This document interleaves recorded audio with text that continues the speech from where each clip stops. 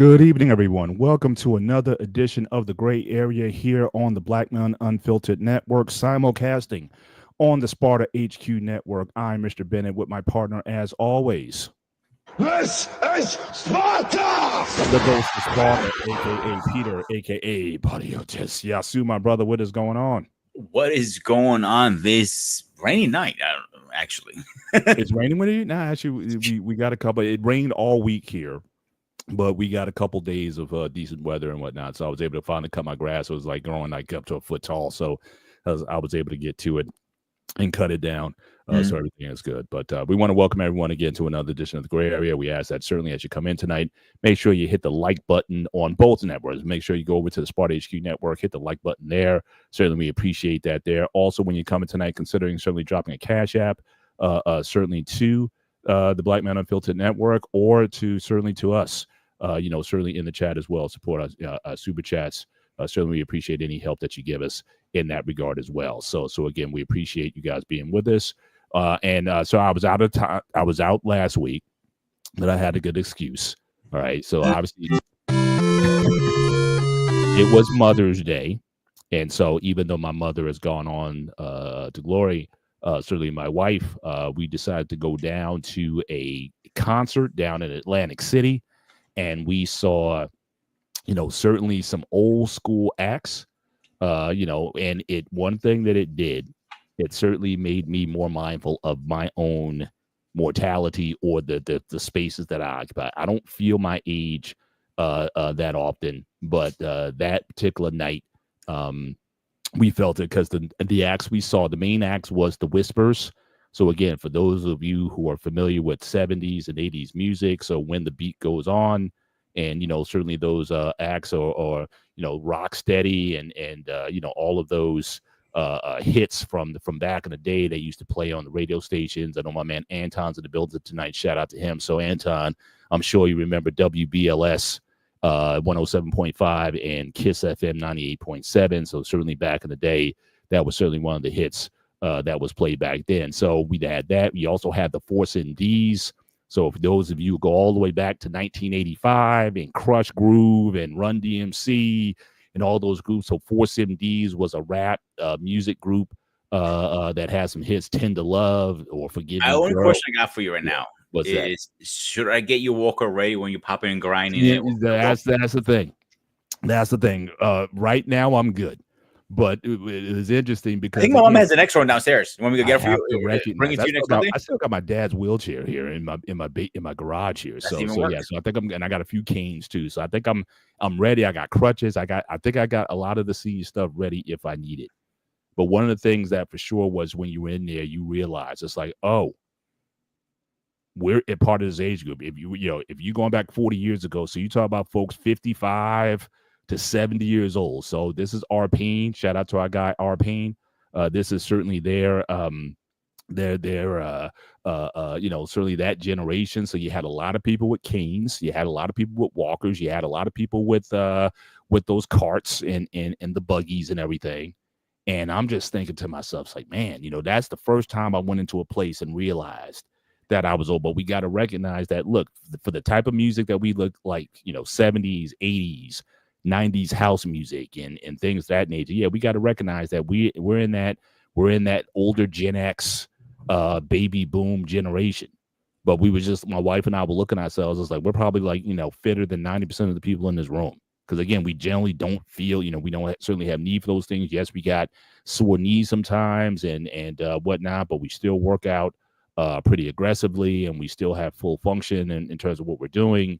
And but you realize that a lot of people who were there, so they get up, they try to do their little dance or whatever, and they had like I said, they had a cane or they had something where they can kind of move. They do that old school, that uncle two-step, plus also the attire of a lot of the guys who were in there. So it was like a lot of those OGs, they had looking like that unk look, with the crazy suits and the hats and so just a lot of old school wear. I don't tend to dress old. I don't think I dress young, but I certainly don't dress old.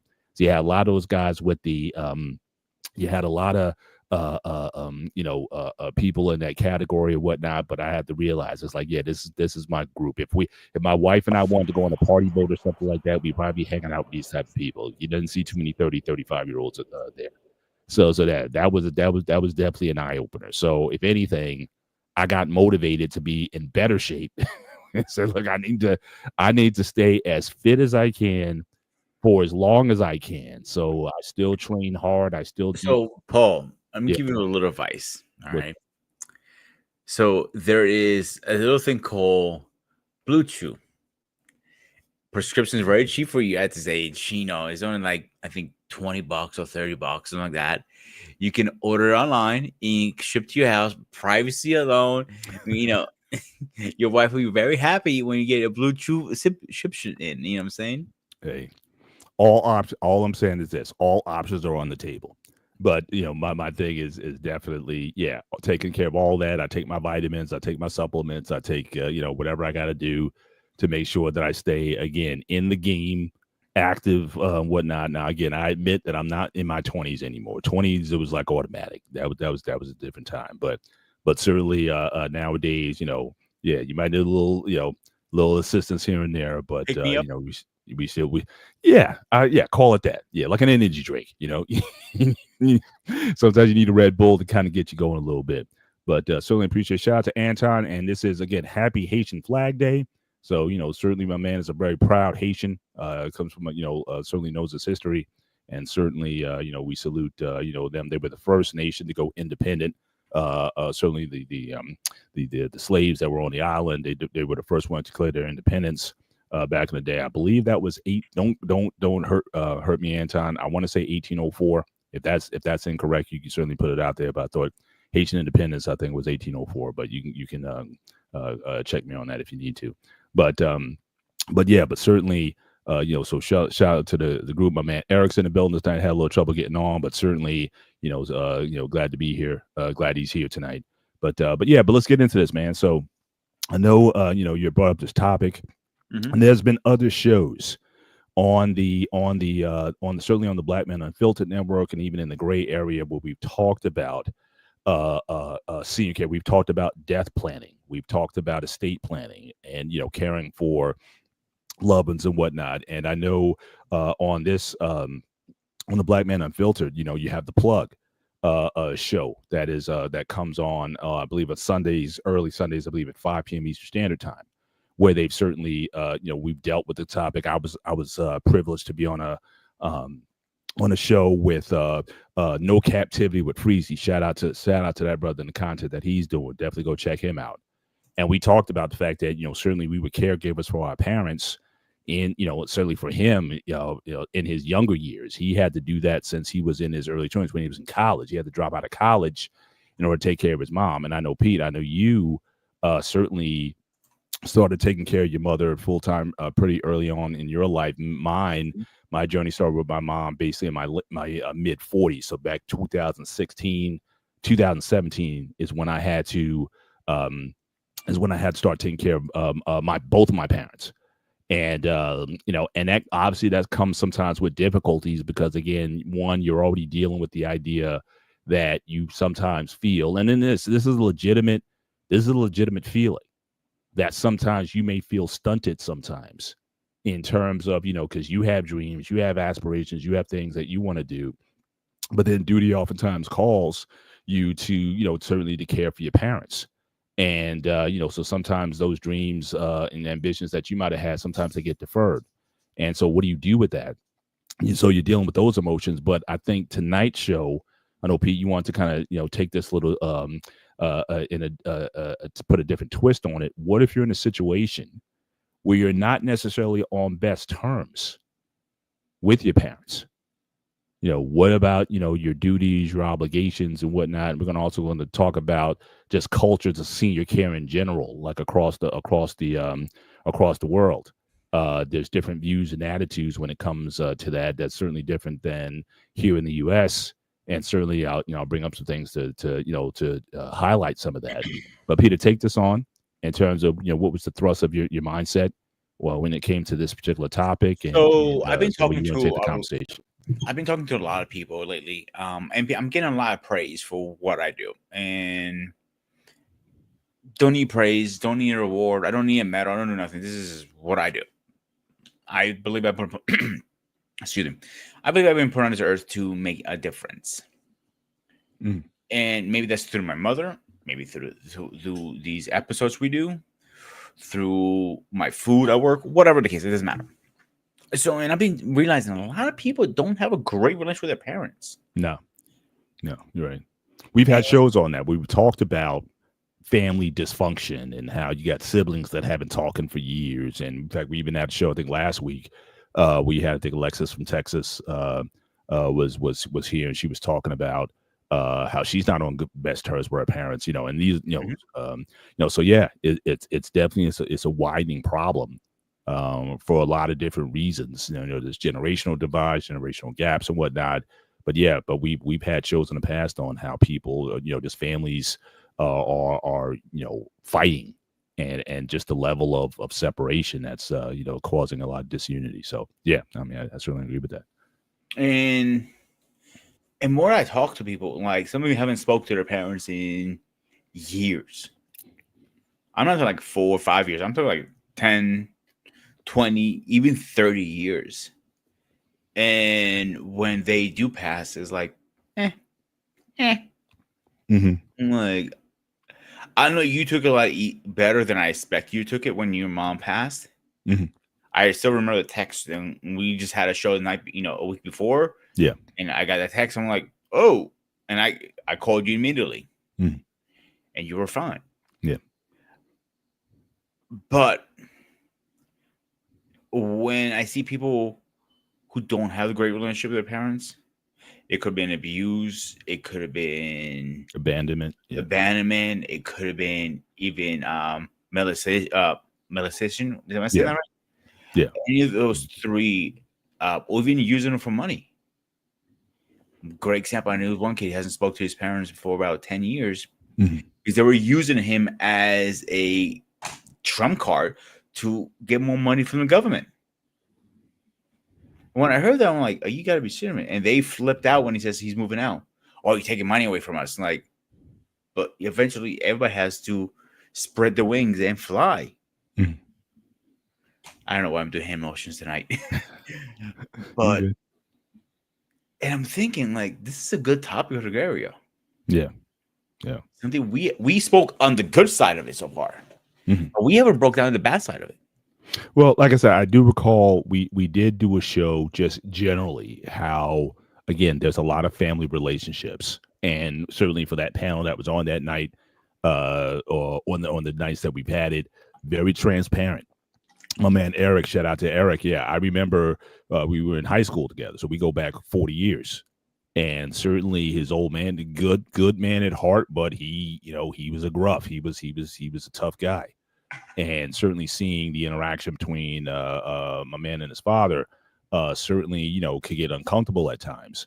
But certainly Eric did his due diligence, and he made sure that both his father and mother were certainly cared for. But yeah, it's not easy when you have these strained relationships, or these relationships where if you haven't seen somebody for years or haven't spoken to years, then all of a sudden a situation comes up and it's like, oh, well, are you then? I'll give you an example, Paul. Yeah, I'll give you an example. Remember my cousin I told you I don't speak to? Yeah, We're not speaking right. to. Okay, so years ago, before his mother died, when his father first passed, his mother was against, and I do apologize whoever I offend out there right now. My aunt was really racist, to be honest, you guys. So she was against him dating a Puerto Rican woman, and so that's it. He was like, no, you're gonna pick her, or she goes, so you gotta pick one or the other. They weren't talking for 4 or 5 years. But when he, ended that relationship, they were back together. Oh, like nothing happened.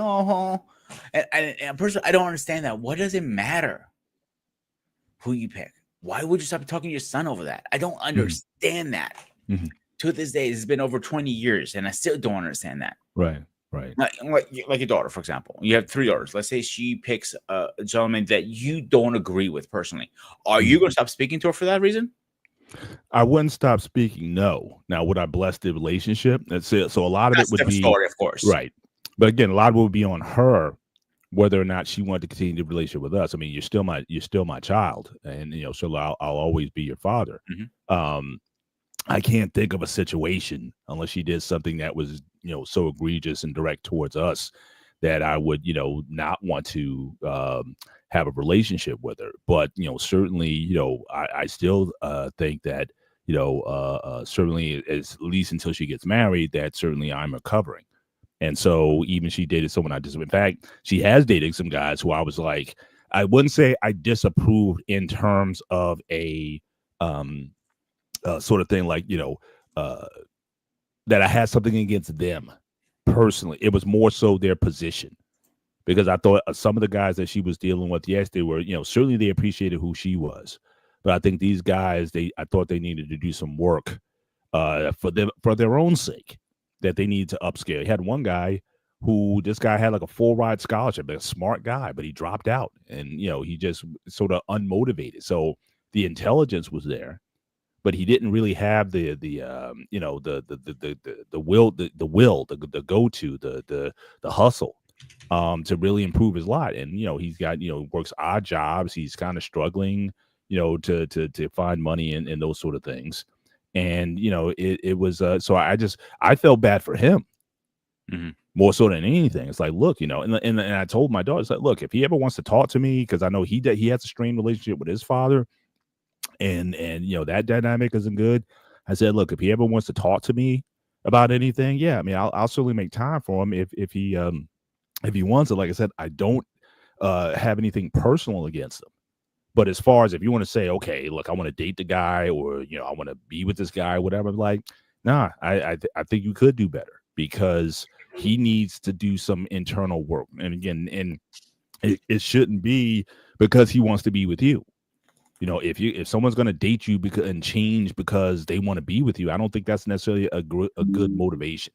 I think you need to have a certain level of self-startedness, a go-to this that you should want to change for your own sake and improve your life, versus, oh well, if I don't change, I'll lose her. Well, I think I think you're setting yourself up for failure there. So that's more so than anything. But I can't see to the point where I would break off a relationship with it. Now, I kind of kid my daughters a little bit because again, I come from a very pro-black background, so it's like yeah, man, I want you better date brothers, man. Don't be bringing. So I kind of kid with them like that. But if they did, my thing is this: marry who you love and marry who loves you. I mean, if my son-in-law was going That to be is my white or point Greek exactly. or anything else, but if I had a preference, just full disclosure, yeah. I mean, I like seeing black people get married. I still believe in black marriage. I still want black babies. I still want, that just to continue that. So I have my preferences there. But again, if she came home with an Indian, Asian, whatever it was, as long as he treated her right or whatnot, I couldn't deny that. My faith won't allow me to disavow that. So, but I do know that certainly you talk about just the race, but it's even classism. Because again, I know I come from an IT background, so again, I know a lot of Asian Indians, and I've seen the caste system up close. So you can talk about the same people ethnically, but because you belong to a different caste, if you marry outside that caste, they basically ghost you. You know what I mean? At least until the children come. Now, I have seen that situation where, okay, once you get kids and grandkids in, grandparents are like, well, I want to see my grandkids, so I guess I have to accept it. But up to that point, Give they you a were better like tooth example. and nail. Yeah. Remember, I mentioned on the show and to you, I dated an Indian woman for a little bit, and she was married once before she met me. Mm-hmm. So her first marriage was with a Italian guy. So her mother was very hardcore, saying she didn't accept anybody that was not Indian in her family in her life, and there was Guyanese Indian. So let's get it clear out there. Yeah. So, and I'm listening to the story. Like, I know her mom has passed, unfortunately, and I'm listening to the story. I'm like, if your mother found out I was Greek and she was still around, she probably chased me down with a goddamn axe Mm. or a machete because I didn't fit that Yeah. sauna. Mhm. Another good example. I remember bringing my first girlfriend around to my mother. Mhm. And my mom accepted her. Mhm. She was not Greek. She was not white. She was not Latino. She was a black woman. Mhm. My mom didn't give a shit what color skin she was or her background, none of that Mhm. shit. She goes, Yeah. "Well, you treat my son good. He's happy, and you don't give me any bastard kids." She goes, "I'm good. Make sure you wrap that shit up." Yeah, and He said, you knowing expect your that. mom, she would say exactly that. That's my point. And so I didn't, it was like, okay. I grew up in a school district in New York that was 50%. I can't say that. About 48% Latinos, for about other 48% blacks, and was 1 or 2%, Mhm. whites. Mhm. So walking down the hallways, I was like, head turner. I'm like, Yeah. what he's doing here? I'm like, then Yeah. I was like, remember I said I was a black sheep growing up. Yeah. I was a black wolf going to that school. They're like, Yeah. and I was cool with it. Like, I think that me going through that background made me the man I am. Yeah. So I don't believe, like I said, I don't believe in racism. I don't believe in, I do see, different people, you know what I'm saying, Mhm. but I don't see the color, if that makes Mhm. sense. Yeah. Yeah, For I know sure. we had that conversation before. Yeah. And from that conversation, I kind of turned my mindset a little different now. Mhm. Yeah. Yeah. I know you come from different ethnicity, but I don't see the color, if that makes sense. Right. Right. So I don't understand that to this day. I'm like, I'm a Christian on heart. Like, I wear my cross. I don't ever take this off. Mhm. I have it. It's on this. Where is it? Oh, here it is. I have it. I don't know if you can see it. My tattoo, Yep. my cross tattoo. Mhm. So my Christianity is like 101. Like, this one thing about us, our Christianity people, is you're not supposed to judge. You're not supposed to be racist. All of that stuff. Mhm. I'm not quoting the Bible to a T, Mhm. but I don't care what priest you bring in, Catholic, Baptist, Orthodox, they're all going to tell you the same thing. You're not supposed to be racist. And when Mhm. I see racism Mhm. in his own family, because, oh, you married a Latino, you married a black, you married an Italian, that's it, you're done. Mhm. I don't understand that. It's kind of bothers me in a way. Mhm. Yeah. Yeah, for sure. Yeah, and again, those kind of wedges, like I said, certainly divide families. Families don't talk. But like I said, a lot of times I'll see some of the ice will melt sometimes when children come. Then I've seen some of the ice will break in that situation. But yeah, I mean, but when it comes down to later on, and this is also something that I'm always mindful of, is this something that at the end, when you talk about end of life events, or when you talk about the things that matter, is this particular thing, is it going to matter in 20 or 30 years? Shout out to my man Lost in Translation in the house tonight. Again, appreciate you being here, brother. Is this going to matter? And we've talked about this on relationship shows, like when couples fight over issues. At the end of the day, is this going to matter 10 years from now? Is it going to matter 20 years from now? If not, then why are you dragging this out? And so sometimes time is oftentimes one of the better teachers in terms of giving you focus on what's important. Like I said, when I went to the concert the other night and I saw kind of like I was kind of faced with my demographic as far as where most people are now. Again, I am, my wife and I were kind of exceptional within our demographic, in part because we certainly taken measures to take care of ourselves better so we can function better within our demographic. But we were kind of face to face with that demographic, and we're like, wow, so we have to make sure we stay on top of things. And then even like for example, when I was sitting down, right, so again, people were getting up, women were getting up and having to go out and bathroom and all that kind of stuff. And I was getting up, and because again, they can't scoot past me because I'm tall, so my knees are basically hitting the next row that's in front of me, so I have to get up each time. So there was like 3 or 4 times where I had to get up and into the aisle, because I typically sit on the aisle seat, get up to let the ladies out. Now, again, in my younger time, that would have annoyed me, but my thing is the fact that I'm at my age and I still have full function where I can get up and down without pain and have full function to do and move and have my being and do mostly. Look, I'm not going to run a 100-meter dash without practice, at least. but I have, I can do 90% of what I wanted to do, functioning, and again without a pain. So again, you recognize that again a lot of things that families, that siblings talk about. I mean, my daughters had beef this weekend. They at some point, fights were breaking out, and it certainly is getting me to realize that hey, maybe the house is getting a little bit too small for us all to live together. You know what I'm saying? I got a lot of estrogen up in here. And so when it comes down to it, yeah, but at the end of the day, you take time down the road. Is it really going to matter at the end of the day? But when it comes to this parental care, when you are older, again, if those wounds, if those situations haven't been healed, that they haven't been addressed, and now you're in a situation where your parent is in need of care, that they cannot no longer live on their own. What do you do in that situation? And that's a tough call. I can't answer that for anybody.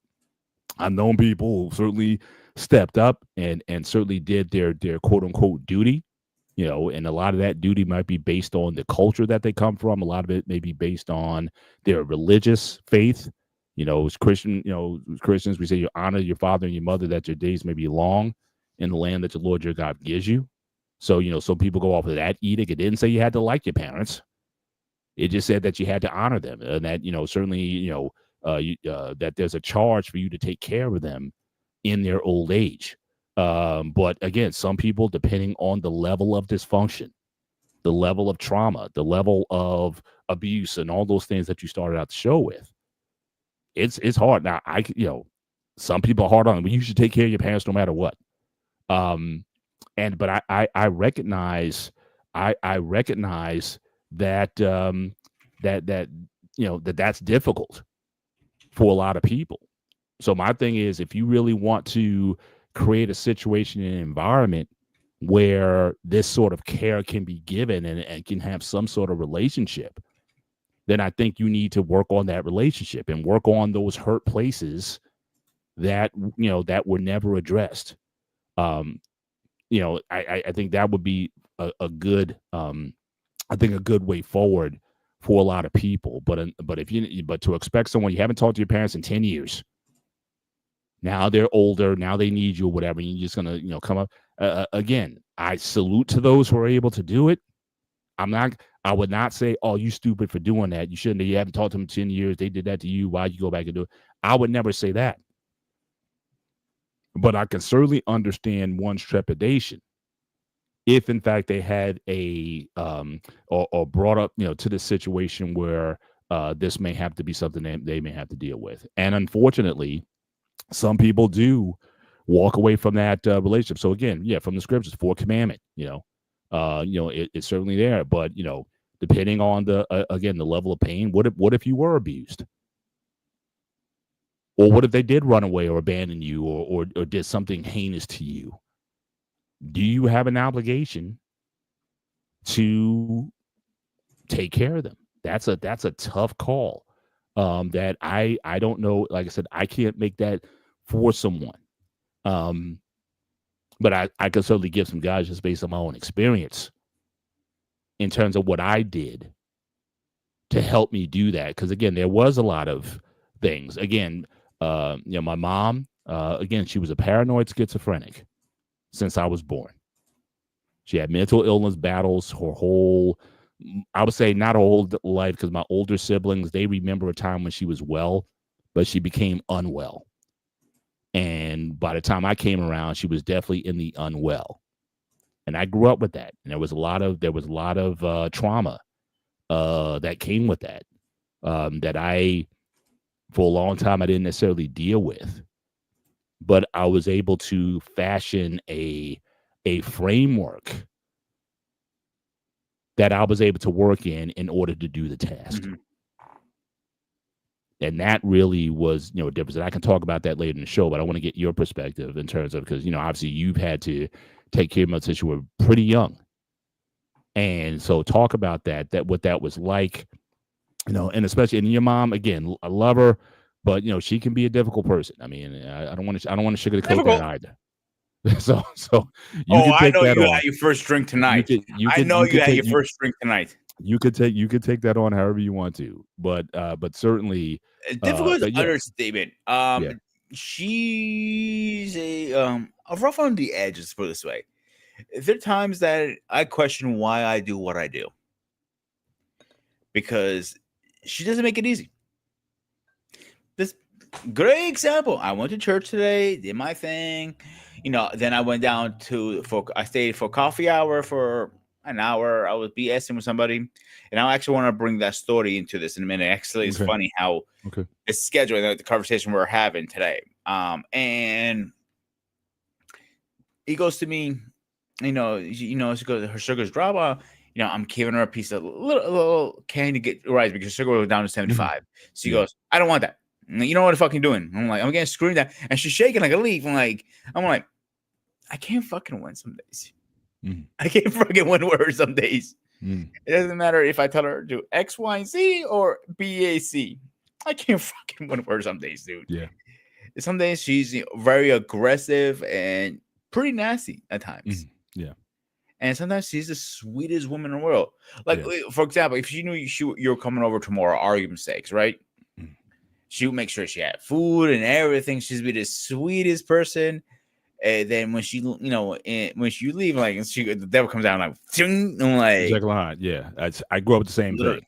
Like I said, when my mom was good, Mhm. um, everybody had nothing but glowing things to say about her. She really was a gentle-hearted, caring person, and you saw that. You saw flashes of that, but then you also saw the demons that she was battling. I mean, and like literally, you could see it on her face. It was almost like she was having a conversation with another person.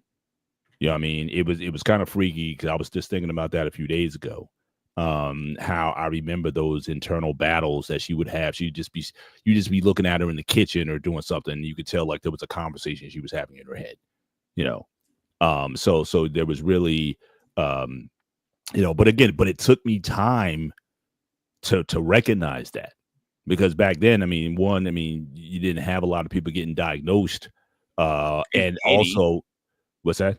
if any guy diagnosed back then. Right. But then also you have the situation where again, if you did want that, then the person would have to take that on voluntarily. Unless there was a situation where there was violence. So the only time you would get um, institutions involved, there had to be some sort of violence. The person had to prove to be harmful to themselves or harmful to other people. And that was really how she was able to get into the system and try to get some sort of level of care that she needed. But you can't just say, okay, look, my mom's acting crazy or whatever. I think she needs to be looked at. Hey, can someone take her in? You can't necessarily do that either. Um, so again, it was traumatic, but I get sometimes you went to school and you didn't know who you were coming home to. Sometimes you went in, she was good and everything was great. And then sometimes you went home and she was like, where you been? What you been doing? No, you've been with so and so. It's like, what are you talking about? I just came from school. And she just had these wild stories about what I was doing or where I was and Mhm. who I was involved with and all these things. And, you know, it was just like, so it was tense a lot of times when I had to go home and see how she, and see how she was going to interact. And a lot of it depend on how the day was going, how stressful her job, if she had a job, because she bounced from job to job, certainly back then growing up. So you just didn't know who you were coming home to, and it was like I said, it was just a very tense feeling being around that. And sometimes, she would take it out on me, so I would be accused of something I didn't do, and I would get a beating for that. So it's just that kind of thing that that really festered until I got to a point where my dad came back to my life. So you're talking about 13, 14 years old.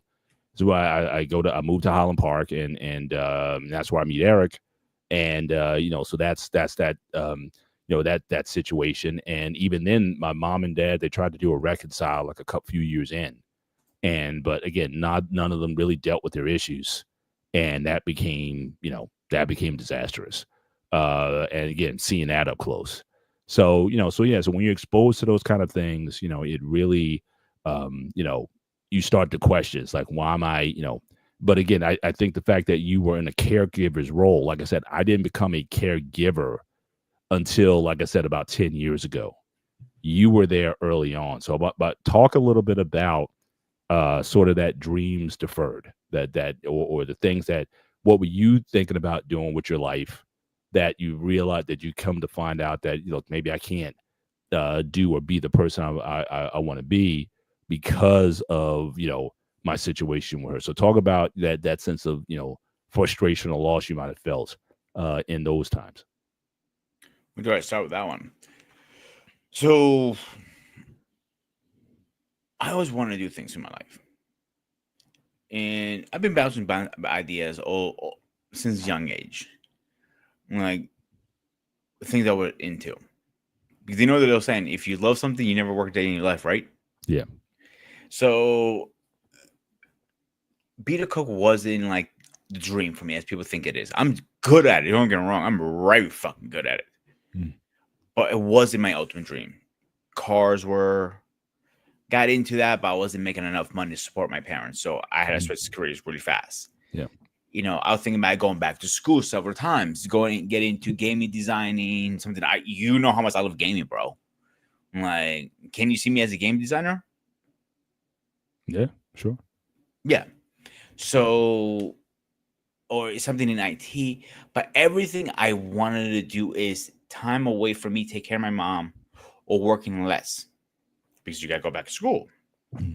Can't do neither of those. Like, I want to be a father and a husband one day so bad. Yeah. Me going out and meeting somebody is taken away from me, take care of her. So I'm not saying I have to put that in a back burner, but it's not a major priority to actually put myself as much out there. Does that make any sense? Yeah, for sure. You have to put everything you ever want to on second. Hanging out with friends. Sometimes I want to go out and have a beer with somebody or chill or go, shoot some pool, bowling, whatever. Nope. I got to put it on the back burner because I need a job that works around her medical stuff. Correct. And most times that means I have to work nights, afternoons technically. So I can be at work later on than earlier. Again, sacrifice there. Yeah. I have made multiple sacrifices. Even women I date sometimes, a lot of women don't understand why I do what I do. And I hate when they come up with this. Like, you know what? You got to pick your mother or me. And I don't think that's a fair thing to say. Pick one or the other. I never thought that was fair. It is what it is, bro. And I deal with it the best I can. It's just not something that I want anybody to go through it, to be honest with you.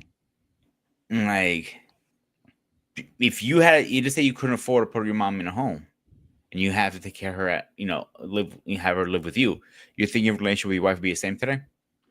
Probably not. Well, that's a good question. Because obviously that was an option.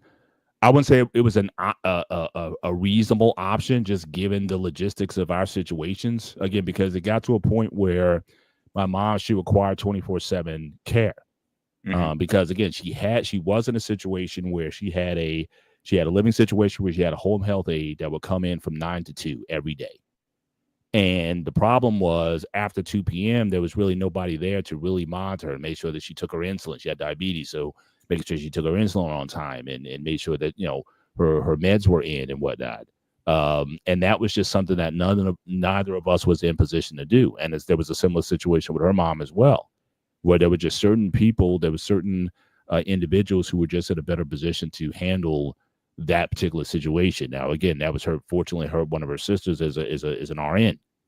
And so certainly she was able to create a situation where the mother was still able to live at home and be in a situation where, again, there were people in the house where she could be supported. And we're going to talk about that in terms of, again, how different people, different systems that people use in terms of this parental care. But yeah, to bring that into your home, I would say only unless it was something that she saw sort of like from day one. And she was certainly willing to stay with me. But even then, I mean, the strain that can cause on a relationship, because and then add to that we have kids that we're trying to raise. So again, keep in mind that we have to also create an environment that's protective of them, because we don't want them necessarily exposed to some of the trauma that was that she would sometimes show and exhibit. But again, my kids started to see it because my mom did get to a certain level of functionality. So she was in a program, she was good for many years, and it was safe enough to where certainly we would allow our children to stay, spend the night with her. But she was very good, very devoted. When she was right, she was like the best caregiver that was out there. But I remember my daughters coming to me and telling me, and this might have been maybe 7, 8, 9 years old, maybe 10 years old, and they were starting to tell me that what's wrong with grandma? Grandma's not, there were some things that were off. So you kind of start to see some slippage in terms of, now again, they were never endangered, but they would just see things. Again, I talked earlier about that internal battle that she was having in her mind that they started to show. So part of the calculus also was, well, do I want my daughters exposed to this, or having to live with this situations, which made, again, the idea that staying in a nursing home that was very close to us. I mean, the nursing home was about 10-minute drive. It's in the same town. I also have other siblings that are nearby, so certainly it wasn't something where we just kind of shipped her off somewhere. Certainly we were interacting weekly with her. At some point, she had some sort of touch point or something weekly, in addition to the services offered by the nursing home. But it was definitely, but yeah, that certainly would not have worked, just given her level of dysfunction. And I remember even growing up, we were basically very nomadic, because after my parents split, and my mom, she took me and some of the other siblings, whatnot, and we all kind of got split up. So, long story short, my other siblings lived with either my dad or other relatives for a number of years before ultimately they all started living with my dad. And I stayed with my mom the whole time. But I remember there were situations where we would live with different people, different friends that she had, who basically would take us in because of, and this is an important part of the story, my parents were very instrumental in helping a lot of people. My parents are from the South, from Georgia, and they did a lot when my dad came out of the military. He got a FHA loan, bought a big house in New Jersey, and he helped a lot of my relatives get established. So they came up from the South, lived with my parents until they got jobs. They got jobs at the GM plants, at the Ford plants. Certainly my man Anton, I'm sure he's familiar with those in Edison. A lot of those people got jobs established because of my parents. And so when it came down to when my mom was needing a place to stay, a lot of them was like, oh, sure, come on, live with us. Because, again, they remembered how good my parents were to them. And when in those good times, I guess in the late 50s into the mid 60s. But her dysfunction, which, like I said, went for years undiagnosed, it created a situation where it was causing strain on those families. And then they would have to say, oh, you have to go. And so my mom and I went from place to place to place. Oftentimes we had to live in motels. So again, my man Anton, if you're familiar with Route 1, in Edison, in Rahway, in Elizabeth, in Linden, a lot of those motels on Route 1, that was where I lived for many years. And it would get to a point where even the motels would throw us out because obviously they didn't get paid. So certainly, like I said, it was a constant situation. Yes, Ford Assembly Plant in Linden. Yes, GM had a plant in Edison. Yeah. So again, my parents helped many of my family members and friends of theirs get set up in those companies when they came up from the South. So they were kind of like that middle passage for a lot of people. And so my mom was able to call in a lot of favors. But again, even those ran out. And so for her to come live with us, given the situation that she was in, and now you're also starting to take into account the physical health starting to fail. So she already had the mental health, which was, managed, but not necessarily curable because it wasn't curable. There's no cure for schizophrenia in it. And then you start to have her health issues, which required 24/7 attention. And so for those reasons, also, we made the decision, it's probably better off that she's in a place that's close and that we can certainly monitor her from far away. Correct. And like I said, I would stop in a lot of times just on my way home from work. It was easy. I get off Route 287 and boom, it's right there. So it wasn't something that was had to go out of my way to go and see her. It was necessarily inconvenient. But yeah, I mean, so again, that situation where you have to live with it, it's different. And anybody who deals with anybody who has mental health issues, it can be a very tense and difficult situation, because again, you have to make sure that the person is not a danger to themselves, and sometimes or danger to other people in the house, either doing something haphazardly or mishap or something to that effect.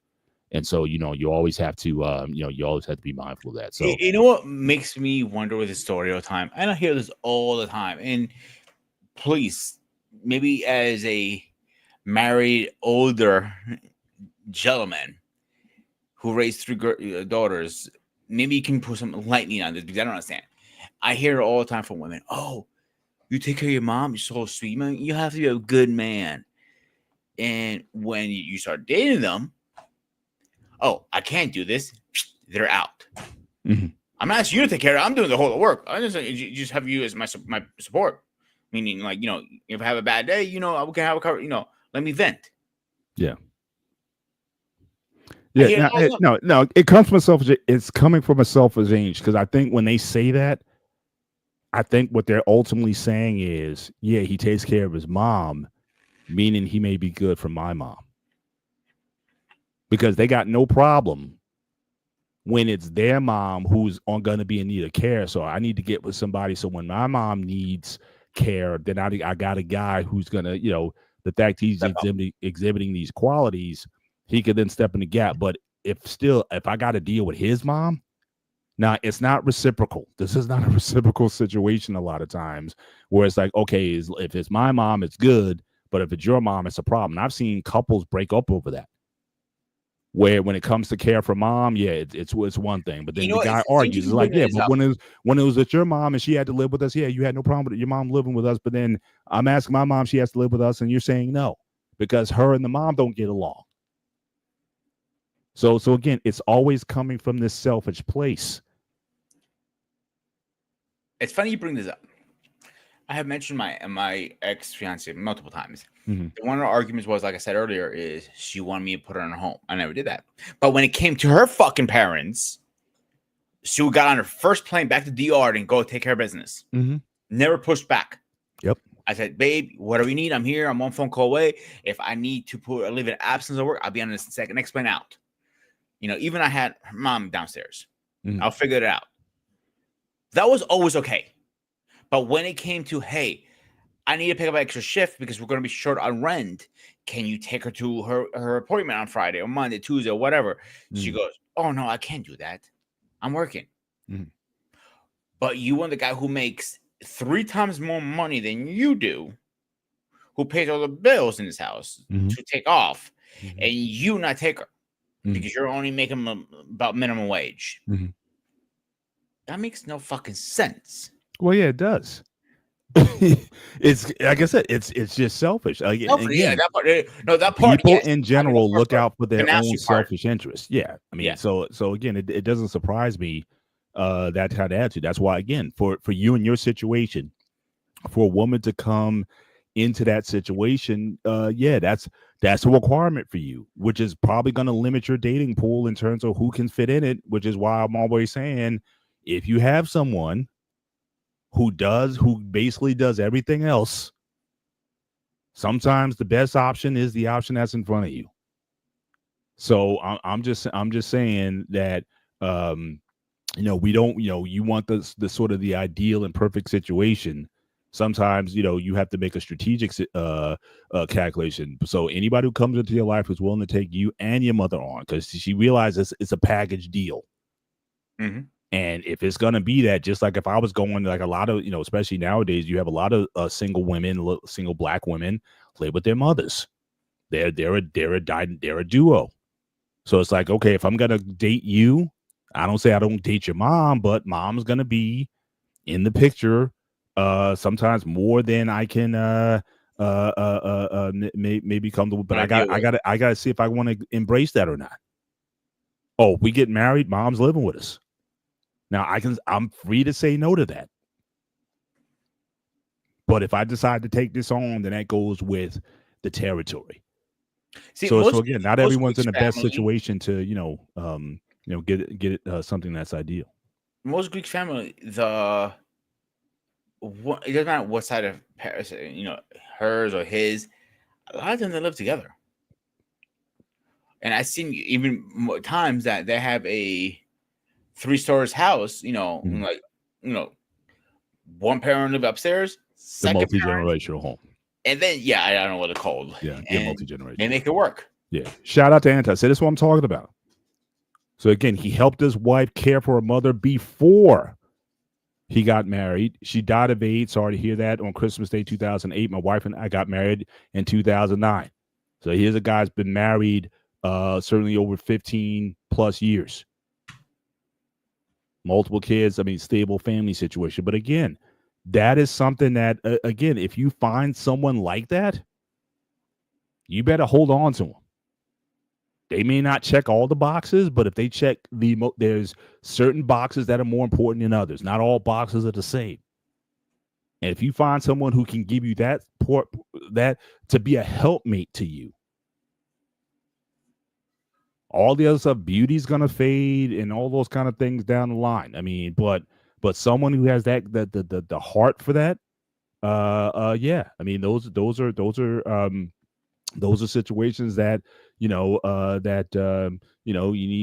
to value that person's willing to take that on. But if you want all that and she has to be a 10 or he has to be a 10 also, people, you got to be mindful about what's available to you based on your situation. But yeah, for sure, it's definitely something that you have to be mindful of when you're going into a dating situation.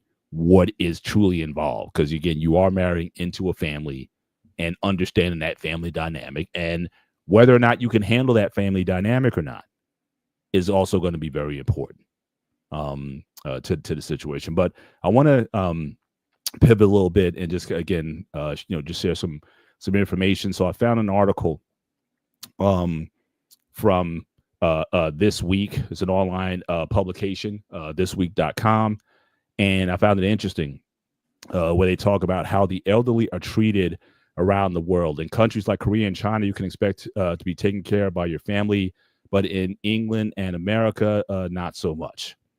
So you have here, certainly in Korea, again, not only do Korean respect the elderly, but they also celebrate them. For Koreans, the 60th and 70th birthdays or prominent life events, which are commemorated with the large scale family parties and feasts. As in Chinese culture, the universal expectation in Korea is that the roles reverse once a parent's age, and that is an adult child's duty, and an honorable one at that, to care for their parents. So this is something that I've always known, and I'm sure this is also a similar situation with the Asian Indians as well that I've seen it. I think In it's publicly, everybody knows about that. I think at this point. Yeah. In Japan, now again, we've talked about this also, that Japan has an aging problem. So again, like the Chinese and Koreans, the Japanese prize filial piety and expect the children to be dutiful to their parents. But Japan is also facing a unique problem, tending to an increasing elderly population. Again, a lot of Japanese are not getting married and they're not having children. Okay, we also did a gray area show on that. Go back and look it up in terms of people opting out of having it. 7.2% of Japanese population will be 80 or older in 2020, compared to 4.1% in the U.S., which will likely lead to a new host of problems for the country. Adult diapers are already outselling baby diapers. Wow.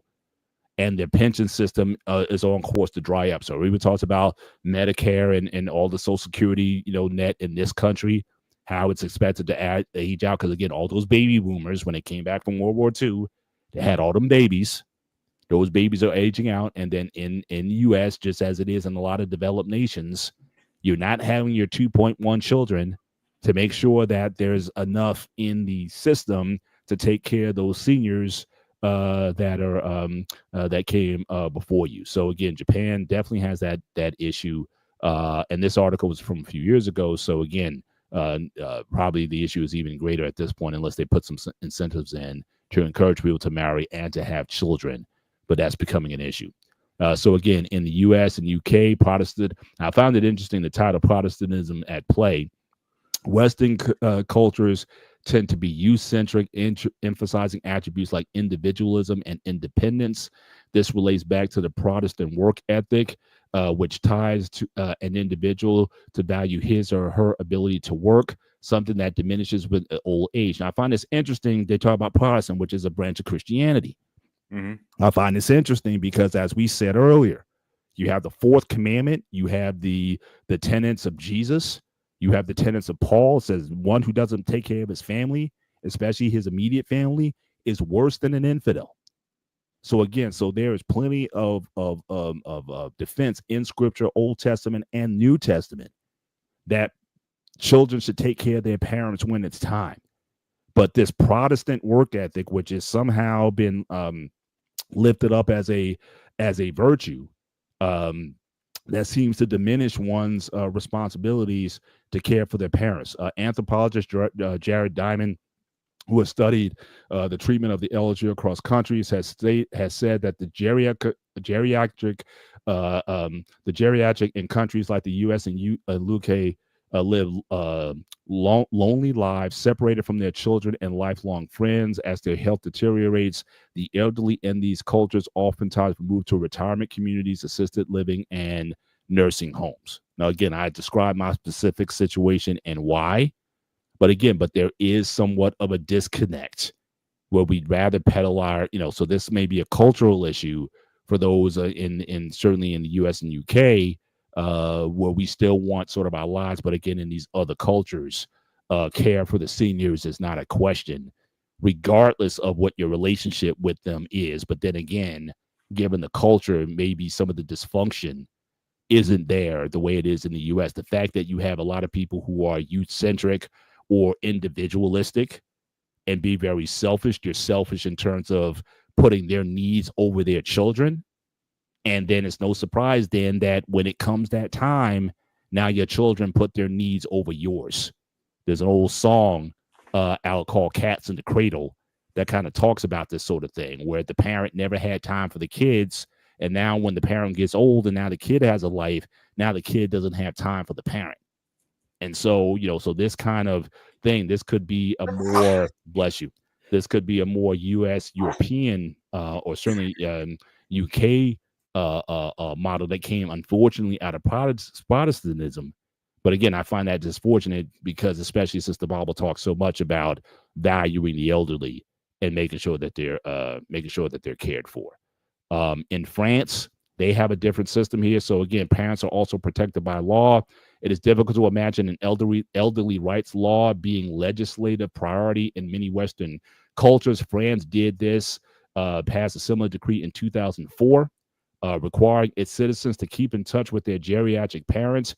It was only enacted following two disturbing events, though. One was the publication of statistics revealing that France had the highest rate of pensioner suicides in Europe, and the other was after the aftermath of a heat wave that killed 15,000 people, most of them elderly, and many of whom had been dead for weeks before they were found. So this is people not even keeping up with their parents enough to even recognize, even during a situation like that, that they were being they weren't being looked after.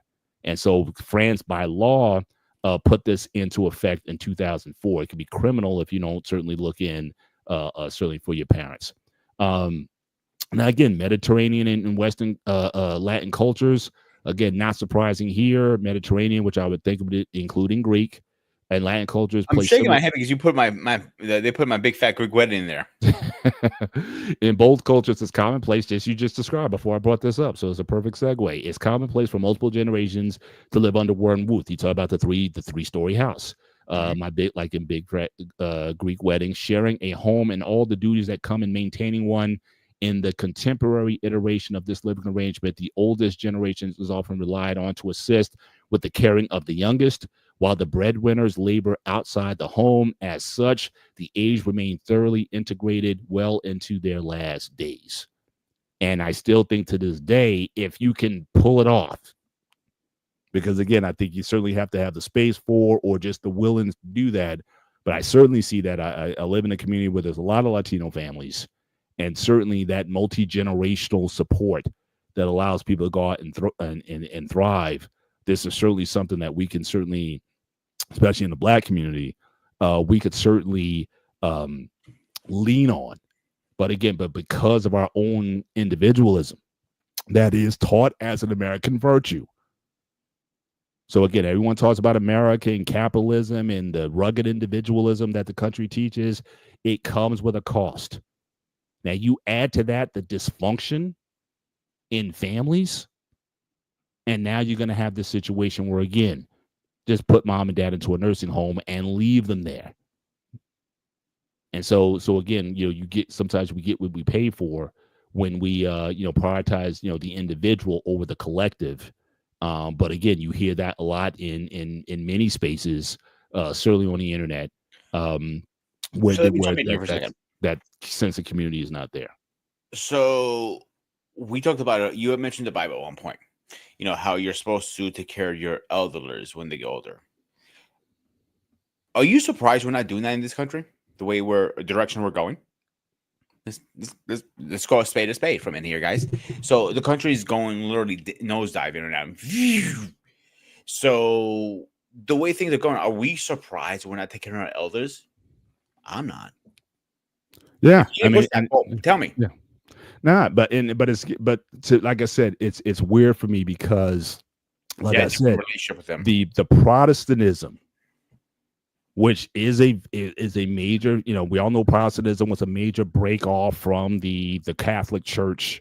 There've been different schisms throughout time, the Protestant Reformation, and all these things, which was supposed to bring about a greater sense of clarity and purity to the scriptures, and not so much the religiosity that was tied to it. That it bred this kind of mindset of, again, the individual being all important. Now, it's not to say that the individual is not important, but again, this idea of individualism apart from a collective. Everybody just wants to do them. There's no, and again, I've seen it even in my family. Sometimes I kind of see it fester sometimes in my daughters and whatnot. It's like, hey, we all got to live under this roof. We're all grown people here now. And my wife and I, we always said, like, well, look, we have to have some conversations soon once a lot of stuff dies down. How are we going to live in this house and how we're going to respect one another for the time being until, so like I said, I got one going to medical school in August. And certainly there's just some little bickerings that are going on that we're going to have to manage if this situation is going to work. And so yeah. So I think the culture certainly coming out of this Protestant work ethic has certainly separated us from the sense of this collective. But again, the collective is also informed by, again, how the older treat the younger. Again, in those Mediterranean cultures that was talked about, the older take care of the younger. So again, there's if you had a lot of crazy dysfunction and things of that nature and abuse and whatnot, those cultures couldn't exist.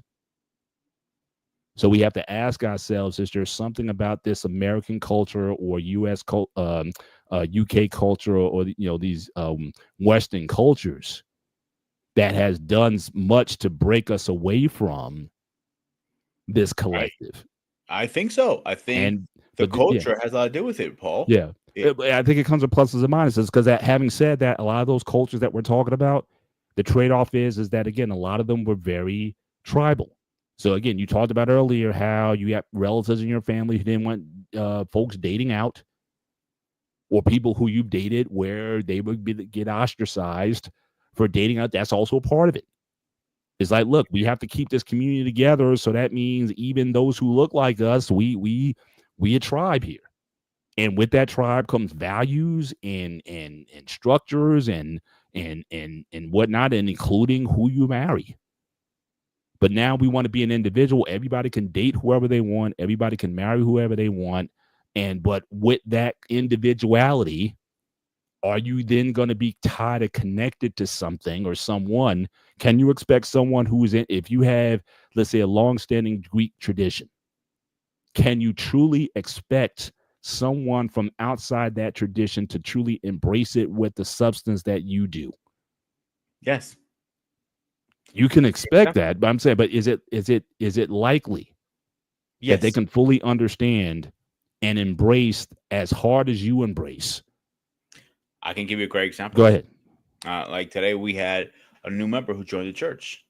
He was a African American guy, and he's embracing it 100%. He's getting baptized soon. He does the lamb. He does everything. So I don't expect everybody to fall into it. Like, I mean, like, oh, I'm expecting you, like, hey, Pete, you know what? I'm going to become Orthodox tomorrow. I'm going to look at you like, are you on drugs? The first question I'm going to ask you. So I don't expect everybody to do that. But this is what he wanted. I don't know the backstory, but whatever. But my point is trying to get, like, not everybody can do it. There are a few out there who were willing to convert or go, believe it, in the what's called it in the culture. Doesn't mean it's for everybody. I'm not saying that. I'll probably say if most people, it's probably only 5%, and I'm really pushing the number. That's what I'm saying. I'm not saying it's not possible. I'm saying the likelihood. Unless that person's very special, unless that person really has demonstrated, just as Anton was talking about, the things that he did. Not only did he care for the parents, again, there was some autistic children involved. I mean, again, he showed and proved that, yeah, I'm that dude. You can trust that I'm going to be here. I mean, your family's my family. Again, how many people are going to have that kind of dedication and commitment before you marry them? And that's what I'm saying. If you do find someone like that, that's a gem. You better wife that. If it's a woman like that, you better wife her up. Or if that's a dude, you better husband him up. Because again, those people are rare. I'm not saying it's not possible, but again, the likelihood of someone being able to embrace your culture fully, to bring someone from a different culture into your situation, is beautiful when it works, for sure. But is that like, because again, we just as human beings, we tend to kind of go with who we are more so familiar with, or the cultural milieu that we're in. So again, an American who has this sense of independence, they may look at, and it's interesting because I know that for children of immigrants that I know, I've talked about this several times on the show, where you have, again, Asian Indians and Africans, and they come in with this very tight knit culture, social network. But the children, because they grew up in America, you can see the change where they appreciate certain things about the cultures that they come from, but they've adopted a lot of American values. So back in their parents' day or even prior, your husband was like already picked out for you pretty much. And you were going to kind of do this. Now they're saying, no, I want to date and I want to marry. I want to do what I want to do. So they take the culture as they want it, not as a duty or a responsibility to the collective. And again, I remember that conversation I had at that table with those kids, 20, 21-year-old kids from Sierra Leone. I asked them about marriage.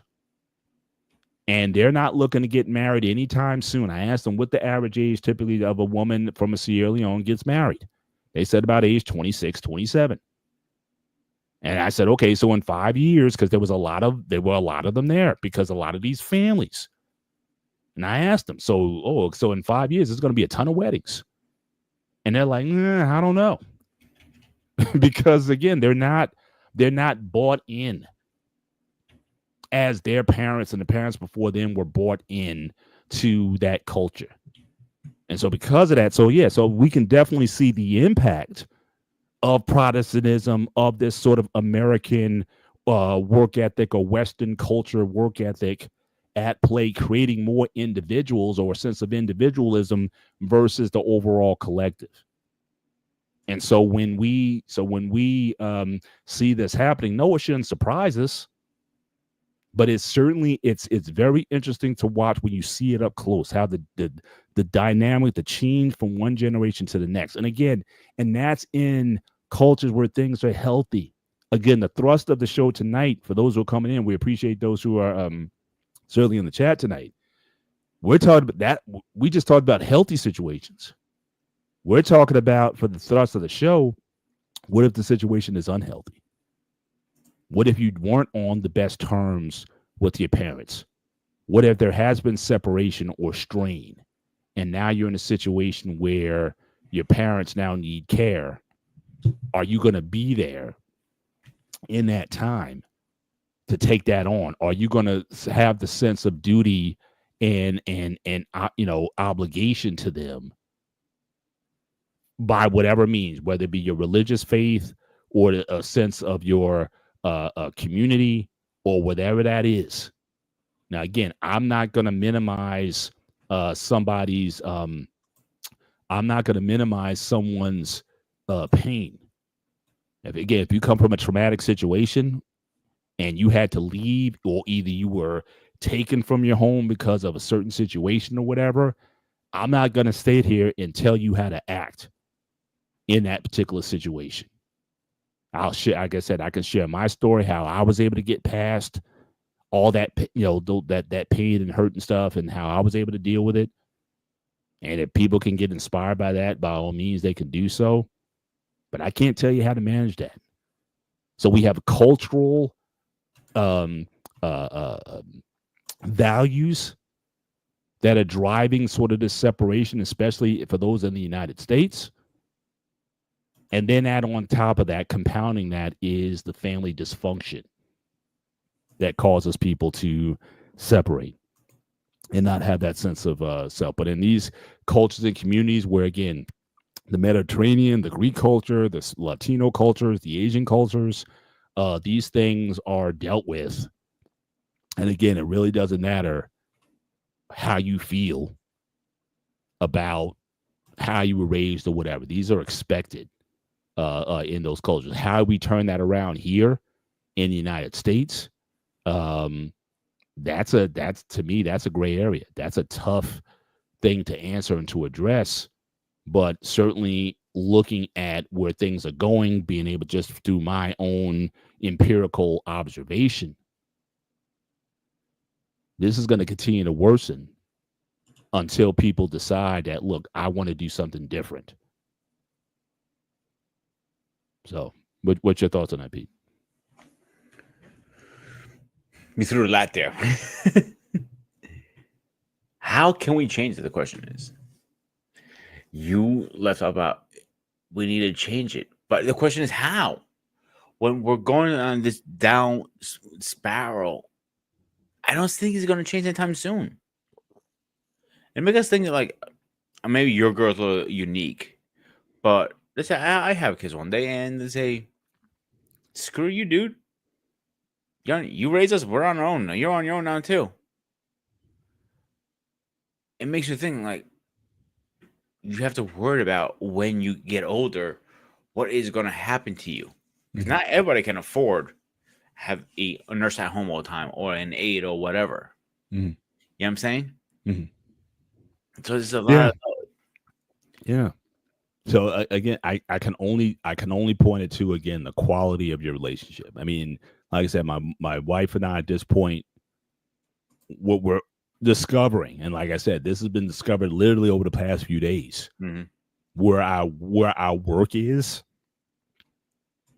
again to try to ensure not only the health of the individuals, but also the health of the family, of the unit, of the tribe, to try to get people to work and fashion a way of working that everybody can embrace. It may not look like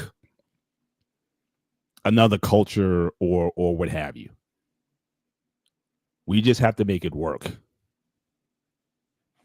So, like, getting back to what I was talking about with my mom, how was I able to kind of step in? Because again, one, Nobody else was. Just in terms of just reality of I got 4 of the siblings. I'm the youngest of 5, and my brother's 6.5 years older than me. And it became pretty apparent early on that due to logistics, one being, for example, shout out to Mandrell in the building tonight, logistics. I got 2 sisters who live on the West Coast. So unless they were going to be willing to move back to the East Coast, that was going to be a problem. Then I had another sibling who had already kind of went through this with her husband's family.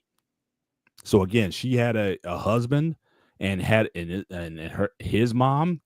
She needed care, and so she poured a lot of her life into making sure that his mom was cared for. And then she had to then compound that by her husband also was dealing with some illness at the same time. Unfortunately, he passed a few years ago. So she got to a point where it emptied her out. Everything she poured into the mom and losing her husband at the same time. She was burned out. She was burned out. Yes. So that wasn't an option. And then I have a brother who he just didn't have the capacity. And you have to be mindful of that. I talked about that on the plug show. You have to recognize not everyone's built for this stuff. And that's why I was telling you and David the other night. There's a reason why you're here. And some guys aren't built for everything. Not everybody can handle your situation as crazy as it is, and you dealing with your mom and all that kind of stuff. Who else? And it gets to a point where it becomes apparent, well, guess what? And for me, it became a spiritual thing for me because I started to, come into knowledge and realization of in part why I was here. Because again, my brother's 6.5 years older than me, and I've been told personally by my parents they weren't expecting to have another. I was an accident. But as it became more apparent that I would have to be the person to take these things on, then I kind of had somewhat of a spiritual transformation or revelation that said, yeah, that's why you're here. So it became then less about my relationship with my parents. It became more so about my relationship with God. And again, not for those who aren't spiritual, can't take this on. I'm not preaching here. I'm just saying what my personal journey was. I had a revelation. I had to have a come to Jesus moment where to recognize that, yes, that part of why I'm here was for this very reason. And so that in part helped me to bear that responsibility. And I remember the moment when it happened was I was actually in a barbershop with some brothers and we talk about everything there. And I was kind of sharing this, and one of the senior barber there, who's a minister himself, he kind of poured into me. And I remember the moment when all those guys got up in the shop and they kind of laid hands on me and said, guess what? You're it.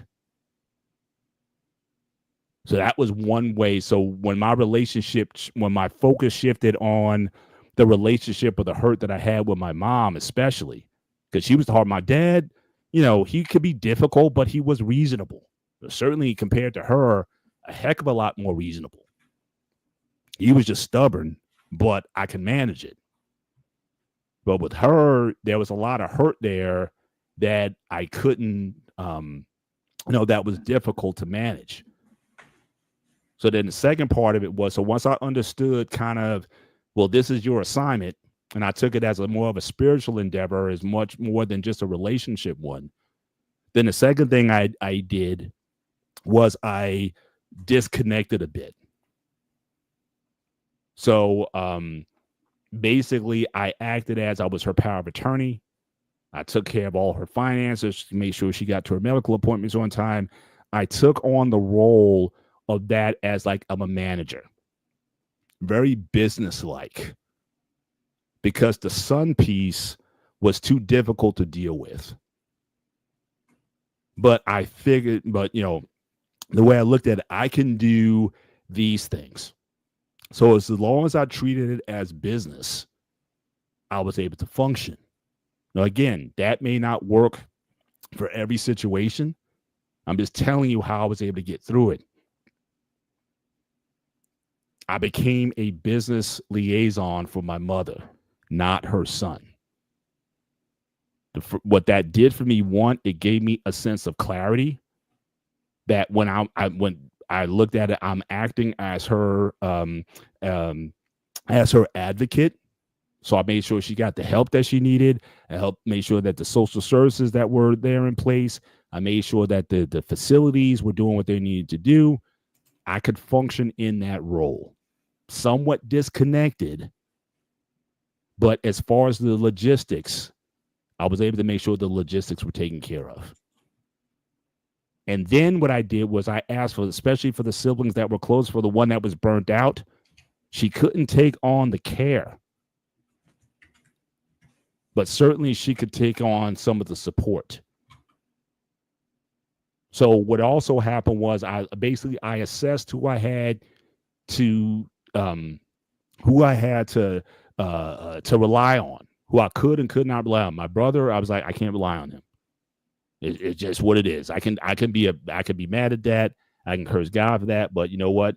I had to come to terms that he was not going to be a factor that I could rely on. Mm-hmm.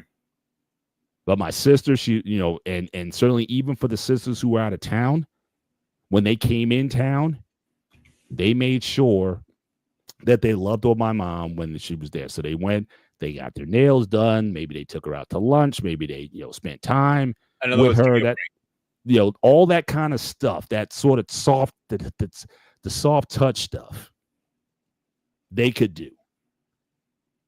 Like I said, I'll take care of the logistics.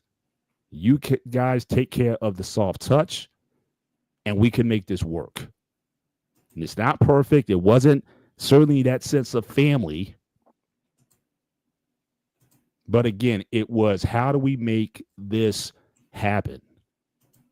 So when I was able to sort of compartmentalize it and put things in certain roles and have things play out in certain ways, it was able to work. But it first started with my sense of responsibility that I had to be personally convicted of. Again, that's what I'm saying. I can't tell anybody what you need to be doing. I'm saying what I was personally convicted of. And as sure as I'm talking to you right now, I was personally convicted that I had to do this. And then it was like, okay, well, if I have to do it, one part is just knowing, taking on responsibility. Now, logistically, how are we going to work this out? And sometimes it may be like that. And no one's saying if you're in a situation where your parents need care and you have a strained relationship, no one said you got to like them.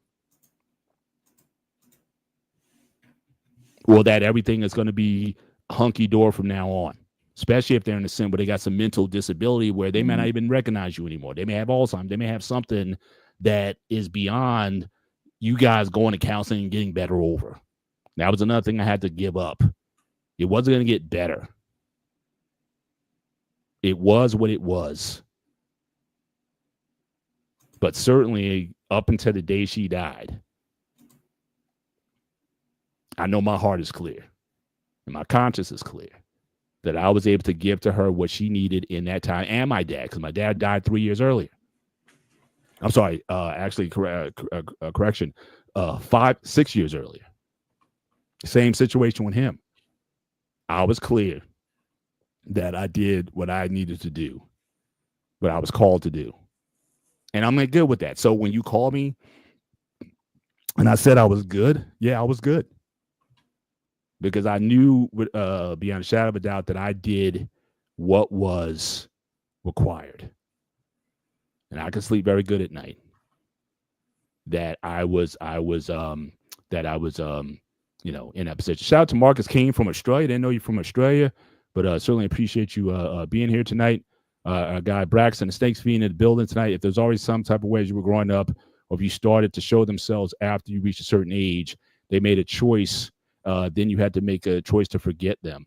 Again, I just assessed the field. It's not about. In fact, and at this point, I don't have any bitterness towards any of them. but it's just an acceptance. You have to know some people who can't and some people who can't. I said, my bro, I love him, but he's just not that guy.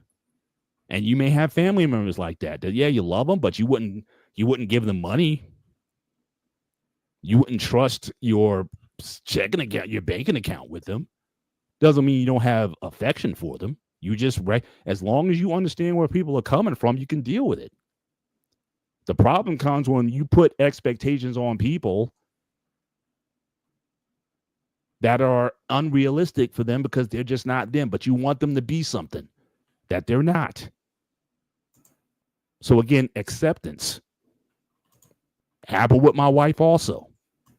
When we got married, I had expectations, or I had this idea what my wife was supposed to be. I had to come to a realization. She's not someone else. I had to accept who she is. And the better I was able to accept it, the better we got along. And she accepts me for who I am. We stopped trying to change one another to suit us. We just loved us for who we are. And in that process, we also appreciate it better why we are the way we are. And it works. So I didn't have an attitude to say forget them. I just recognized who they were, and I just took what they can give. And so for us, that's kind of how we were able to kind of get through that. Yeah. You build for challenges. Yeah, some people, sometimes you're just that dude, or you're that woman. And instead of trying to run away from that or try to carve something that you think I need to be this. And again, Pete, I was telling you this the other night. Yeah, I was about to say something about that actually. Like after talking to you the other night, and I processed it, and you know how I always think shit. You know me a little. I think you know me pretty well by now. And I realized, and I said it towards the end of the show, what we do as caregivers, as sons, as accountants in your case, it takes a unique man to do that. Not any man can do that. Let's be honest here. Most men are unable to do it because they can't process, can't handle it. Mm-hmm. But the few proud men that can do it, when I'm gonna be hurt when her time comes. I know the time comes eventually, like everybody else. But at least I know I can sleep easy, and I know when I did the right thing, like you do. Yeah, and there's a piece that comes with that. Like I said, I'm good. I have no regrets over what I should or shouldn't have done, or what I said or shouldn't have said, or whatever. Like I said, I am certainly in a very good place. And I grew a lot. Again, I lost my hair. So the reason, this to give you the history of the 7 Bs. I started losing my hair at a rapid rate. And it got to a point where it's like I just embraced the ball lifestyle. That is the origin of the 7 Bs of the BMU Network. Shout out to the bold and the beautiful, the beneficent, benevolent ball brotherhood of the BMU Network. Shout out to the follically free. That's the origin story. That's my superhero. Every superhero has an origin story. This is mine. Stress out of taking care of my parents, I started losing my hair, and then I decided to embrace baldness. And I'll never look back. And I have no intention of going back. So yeah, no, I'm not growing a beard. But I promote people, men especially in that situation. Stop trying to hold on to the George Jefferson haircut. Just grow a beard instead. No, just get rid of the hair. Just shave it off. No, shave it off. You're losing battle. This is gone. You've reached your limit on talking.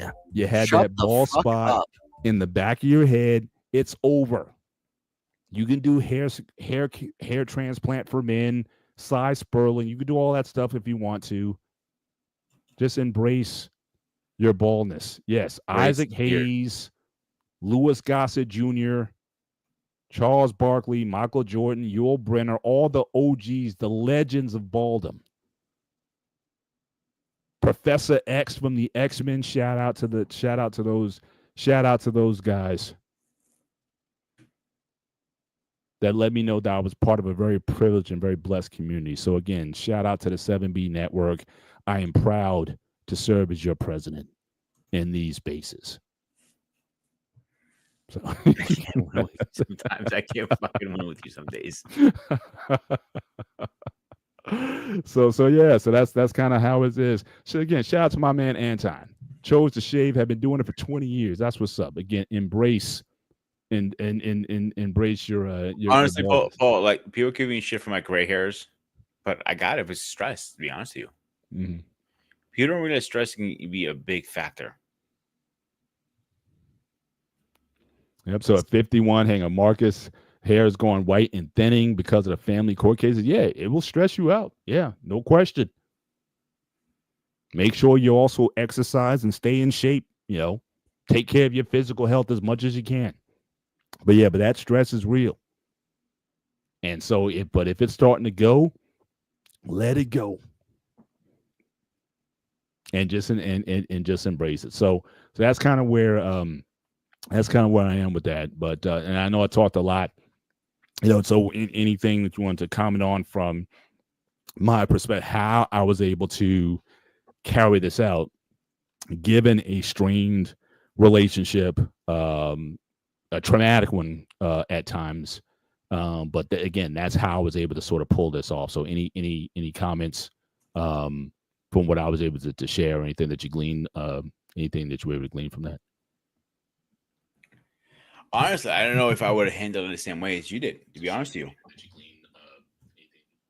you. I'm not gonna lie to you. I would have probably handled it completely different. You know, because you got, I hate to say abuse, because wasn't abuse because your parents couldn't help it, but no, it's abuse. No, it's fine to couch it that way. Yes, you can call it. And again, I would say certain for my mom. I can't say that my dad I mean, he abused himself more than anything. That was more so what I had, you know, the misfortune to see. But really, it was definitely my mom where a lot of my angst was growing up. My dad, he was just of a different generation, and we were just different people. But certainly my mom, there was certainly a lot to unpack there. So, okay, let's use word abuse, for example. I don't know if I would have handled the situation the same as you did, but I would have still take care of them because they're still my parents. But would I handle it the way I'm doing it now? Probably not. I would have probably handled it a different way, maybe the same route you did, because of the history, background history, and that is kudos for you, because they didn't put you through one or two things. They put you through a lot of shit as you're growing up. Let's be honest here. Eric, I will slap you. Okay. Time out. We do not talk about my beard. We don't talk about any beard on any above his channels, on the Spartan or the Muse channel. If we talk about shaving beards, that is a execution line on words. So this is your first warning, and you get a freebie. That's it. Shout out to Braxton, especially Jada the Rock, Ray Shremmer Brothers, Stone Cold Steve Austin. What? Tyrese, yes. Shout out to the Ball Brotherhood that's embraced their balldom. Appreciate that. So would I handle it the same way you did? Probably not. Like I said, I would handle it completely different. And that is another factor we have to keep in mind. Everybody handles things a different way. Every situation is different.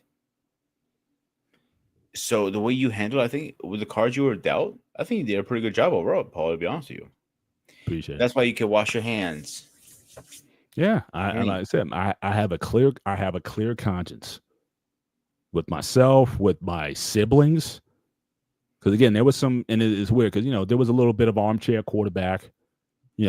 Folks on the West Coast saying how I should do things over here and whatnot, and holding my tongue a little bit because I could have been like, well, look, if you want to come back and do this, you go ahead and do it. But again, I was able to kind of maintain, keep my cool. And again, ultimately won them over. Like once they saw the situation and saw how she was cared for, and like I said, I know not every nursing home story is a good one. Again, even the place that we found for her, it was, we went through several, and I've been to several. My church does typical sick and shut in, where we visit those who former members that are in nursing homes. So I've seen some of these places and what they're like, and they're basically just, just waiting to die. I mean, it's not a positive sight when you're there. So I know the bad ones, but this one, it was a good situation. And yes, sure, you had to stay on them. Sure, you had to make sure that you kept up on things, with meetings and all sorts of things. You had to stay on top of things as always. You had to ask questions. But, certainly once they saw, in up close what was going on, then I won them over. And they were like, okay, he's got this. It's a good, a good situation, and they were comfortable with the decisions. But early on, it was like, are you sure that's the right thing? I think she should move in with you, and I think that'd be a better situation. Well, how about she move in with you? Again, that's what I thought, but I didn't say it. But I just realized it's like, again, they're talking from a place of ignorance more so than the realities on the ground, logistics of what needs to happen. And so again, I wasn't dissuaded by that. I just did what I felt was right, and was able to take that on. So yeah, conscious, like I said, I had I left it all there. And so again, if sometimes disconnecting is oftentimes a good way to go about it. Again, obviously therapy and counseling and all those things are certainly options on the table that, certainly I would encourage anybody certainly to take on. Honestly, and I never went to any formal therapy. That was something that just wasn't presented or something on the table. I felt there's something that I needed. And I might have benefited from maybe going to some. But certainly, the directions that I took, I knew in certain things I was just going to be very diligent about doing things. My dad, the tough thing for him was just getting a place to live, because he was being basically evicted from the apartment complex he was in. And in his areas, like senior housing is very sparse in this area. The waiting list for senior housing is like 2 to 3 years. But he found himself in a situation where, I needed a place ASAP. And so what I did was I went back to Highland Park, and I got him a place at Adelaide Gardens, 1 block over from my man Eric's house in Highland Park. But how I found it, I went door to door, literally. I went to a lot of old school apartment complexes. Again, these are places where, people like live there for like forever. You know what I mean? It's not like, people get an apartment, then they move out and buy a house or whatever. It's like, Highland Park is kind of like an old kind of town, and people just live where they live forever. Mm-hmm. So if it's an apartment complex, the residents there, they live there for decades. It's not like it's, you just live there temporarily until you get a new spot. So I went all on foot. So I drove to a spot and looked at all the major apartments. I talked to the managers there. Hey, are you renting? Hey, I got a dad. He needs a place or whatever, and we're really in a tough spot. Can you help us out? And I found a spot, like I said, Adelaide Gardens. The guy there is a Latino guy there. And he said, sure. Now he said, I only got a place on the 2nd floor. Can he handle that? And I promised. I said, yeah. So part of it was getting my dad up to the 2nd floor, because he wasn't going to leave. It wasn't like he needed to go. I mean, a couple times I had to take him out for medical appointments and things of that nature. I had to take him to, but he was going to be basically stationary. So long as I got him upstairs, I was fine. And thank God for strength, because again, I built myself up where I can carry him upstairs in his wheelchair by myself. Shout out to being strong. Shout out to training. Shout out to personal training. Shout out to high intensity training. Develop a certain level of strength. Again, I was a skinny, scrawny, weak kid, No way back in the day, even up into my 20s, no way I was going to be able to do that. But I developed a level of strength where I was able to to do those things. But I had to absolutely leg days, squats, deadlifts, yes, all of that. I was able to get my dad, up those and get him into this place, take him to and from where he needed to go. The guy, that was his only concern. So if you can do that, if you can manage that, you can have the place. That was the only spot I could get. So you had no choice. You had to carry it. The guy took it because everybody was saying that either there were no vacancies or they weren't willing to take it on. And the guy, he wasn't, like I said, it's old school. He didn't require a bunch of paperwork or background check. He said, look, are you willing to sign for your dad? Are you willing to co-sign on this lease? I said, yes. You can look at me up and down all you want to or whatever, fine. And you check me out. But again, just for my dad, old school Latino guy. He said, okay, no problem. And he got me he gave me a spot. So again, I remember going, Eric knows, 10th, South 10th Avenue, South 11th Avenue, all these old time apartment complexes in Highland Park. I went to every single one of them. But when I went to Adelaide Gardens, he had a spot for me, and I went with it. So I put in the work. I put in the diligence. I was persistent. Just like I went after my wife, sometimes you just got to be persistent in the things that you're doing to come up with the positive results. Some people, they get one rejection, they're like, oh, well, it's not, I tried my best, I didn't work hard enough. It's like, no, you got to keep pressing. How many job applications you have to put in before you land the job that you need? How many clients do you have to call and make cold calls to get a sale or for your business? Sometimes you're just going to have to just put in the work. And so I went door to door looking for a spot for my dad. There was no senior house. I went to all the senior housing complexes in New Brunswick because that was the closest place that has senior New Brunswick and North Brunswick. I went all those places, 2-year wait list all over the place.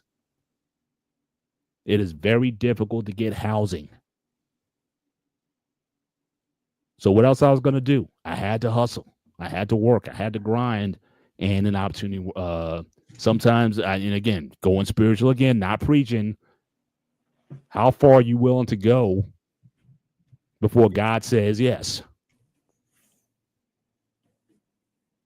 And so that's what I did. So again, I left nothing on the table. Was it perfect? No.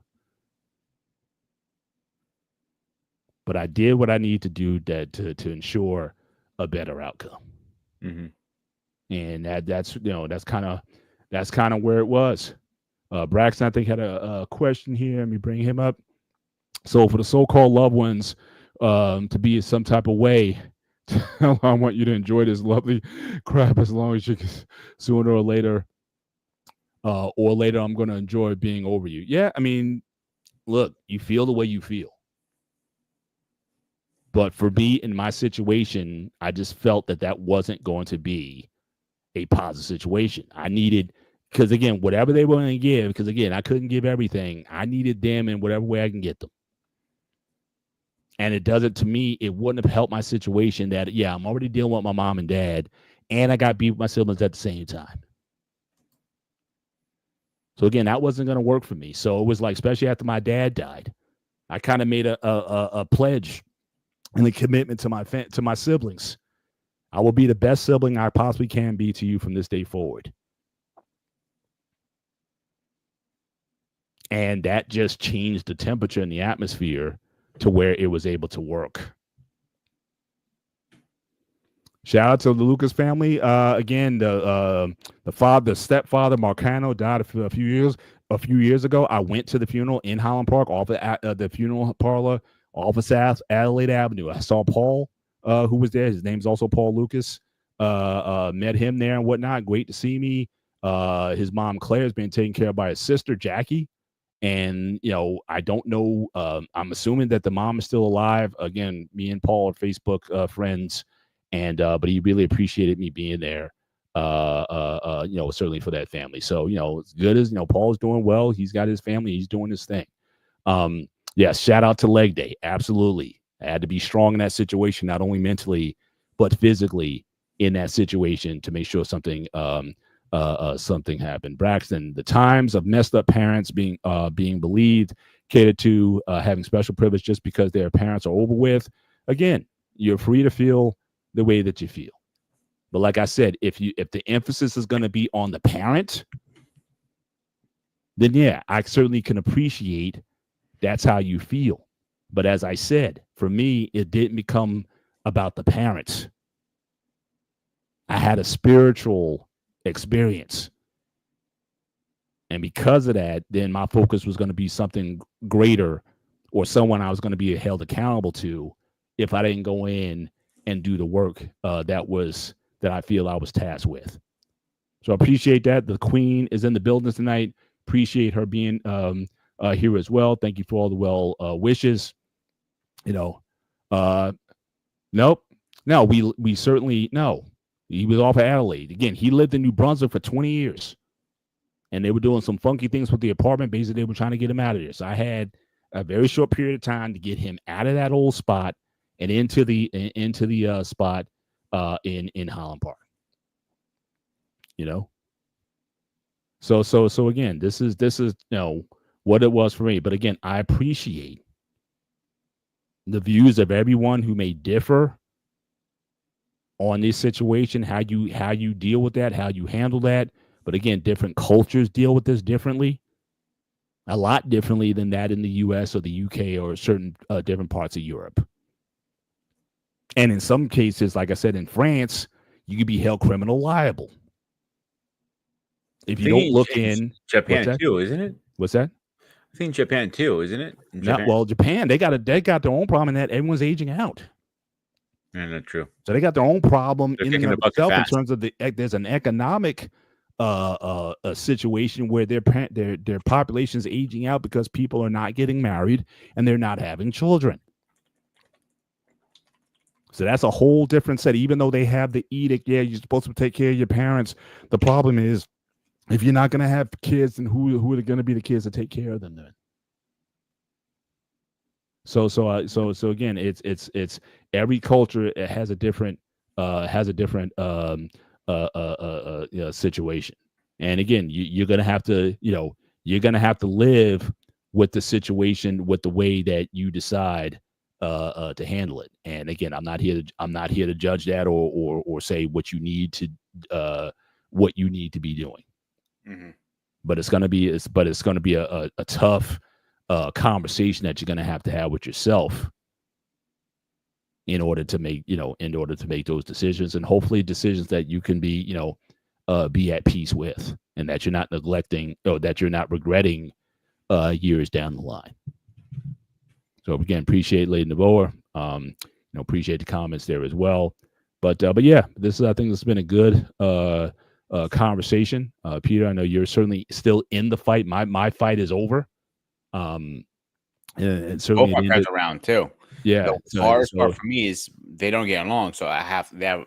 So right, so you have a lot of that. Yeah. One up here. Yeah. And like I said, my parents weren't together, so it was, again, easier because, again, they had their own issues. My dad with his drinking and my mom with her illness. So again, dealing with them separately was certainly a challenge also, because again, I couldn't say, okay, well, one sibling, you take care of dad and I'll take care of mom. It's like, no, I was going to do all of it. So again, if I could be of any inspiration to you in terms of what you're going to have, what you're going to need to do, and like I said, you're still in the fight of it. But I said, do you remember Hashim, who used to come on my show at one point? Yes. His father passed recently. Oh, sorry to hear. He has stage 4 cancer. But Hashim is obviously a Muslim guy, so his father didn't believe any medication. It doesn't come to the ground. It doesn't work. Anyway. So when he fucking told me about his father's diagnosis, I go, Hashim, I'm telling you, like, you're one of my brothers. The one thing I need to warn you right now, this is going to be a fight and a half. You have no idea what's coming to you. So months later, after his father passed, like 4 or 5 months ago. No, actually last week we were talking. And me and him were talking. And he goes, when he told me his father passed and everything, I go, and he goes, I got to tell you something, dude. Like, you were right. And you were really underestimating this too. And I was trying to tell him, like, I wasn't trying to estimate. I was trying to warn you how bad this can be. Mm-hmm. And he had no idea. He was, he was going left, going right. He had to get a job overnight that he hates doing. So he did everything he does not do to keep his father alive as long as possible. And eventually gave up the fight. Obviously, his body gave out. Mm-hmm. And it was the same thing with his mother, he said. Same concept. So when we talk about these situations, and if you're just getting into the situation, you're a caregiver, you're new at it, maybe you're only doing a week, 2 weeks, a month, 3 months, 6 months, or whatever. If you're under a year, you have no idea what you're getting yourself into. I'm not trying to scare you away. I'm just trying to warn you. This is a fight and a half. You're going to be fighting with the doctors half the times. At least I am. You're going to be fighting with the nurses the other half the times. Then you're going to be fighting with your mom or dad most times because they don't want to take their medication. Then you're going to fight with bill collectors because, we want our money for medication on this. I'm like, sorry, don't have it, so fuck off. And so it's all this stuff. Then you have to fight about your schedule, your life schedule, then bring it into, I want to, I want to go see this concert, but she has a doctor. I can't. If I go, you got to give up one or the other. Like me and Paul live an hour away. We don't see each other often because I can't. I would love to see him more often. Maybe I can convince him to grow a beard. But I'm working on it. Don't give me that look. I'm going to push the button. I'm going to push it. You've reached your limit on talking. Shut the fuck up. I read your mind, so you don't need to speak. But my point is trying to get to is like, I want to spend time with my friends. King Smith, CQ, Paul. I can't. Half the time I'm running around with doctors. When I don't have doctors and I don't have work, I'm exhausted. I'm tired. I'm beat up. I just want to relax. Watching a movie, I fall asleep through a movie half the times. Yeah. I'm always tired. Unfortunately, that's the cards dealt with now. I'm going to deal with the best I can. I'm just want to give everybody a fair warning who's getting into caregiving. Toxic parent, non-toxic, doesn't matter. Buckle up because you have a long ride ahead of you. Yeah. Yeah. And you certainly have to be, mentally and again, depending on your religious background, spiritually built up for that. It's and again, especially if you're doing it by yourself, again, you're going to have, and I think this happens with a lot of siblings. I mean, I know you've lamented the fact that you didn't have siblings, but especially when it comes to these situations, be careful what you wish for. Because I think Lady Navarro pointed out earlier, I mean, siblings can get real funny around these times. Who's going to care for mom? Who's going to care for dad? And when it comes to when they die, when you talk about estate planning and settling affairs and who gets what and everything, those are issues that can get very contentious. So again, for people who apply for that, again, growing up with siblings can be a very fulfilling experience. But at certain life events or whatever, it can also get very difficult. So, so again, certainly appreciate everybody who was part of this conversation tonight. Certainly recognizing those who, again, have different views in terms of how they would approach these matters. Again, no judgment. But certainly it is. I hope this was certainly worthy of the conversation. When you are in a situation taking care of seniors, period, could be daunting. I mean, one thing also what I like about these cultures, these Mediterranean and Latino cultures, because there's oftentimes a lot of people, you don't feel like you're taking everything on by yourself. You feel supported. I mean, especially if the seniors, if they're still well enough to take care of your kids, you can go out and go to work, and you have different people who are willing to take on responsibilities. Yeah, it could be certainly a very productive way of doing things. But when you're certainly by yourself, it could certainly be it could be difficult, even in those. But healthy situations, it could be difficult. But when it is just you, and again, you're not on the greatest terms for whatever reason, big or small. And what I'm finding these days is people are choosing to bounce and ghost family members for pretty, I would say, mundane reasons. That there was no grape, there was no abuse, there was no hitting, there was no nothing, but because you said something that I didn't like, that offended me, and now we haven't talked for 10 years. I mean, you're going to have that kind of thing going on. Yeah, how we're going to survive that. So again, I do think that if you want to make certain things happen, you're going to have to let go of some things. And you're going to have to find a way to make things work.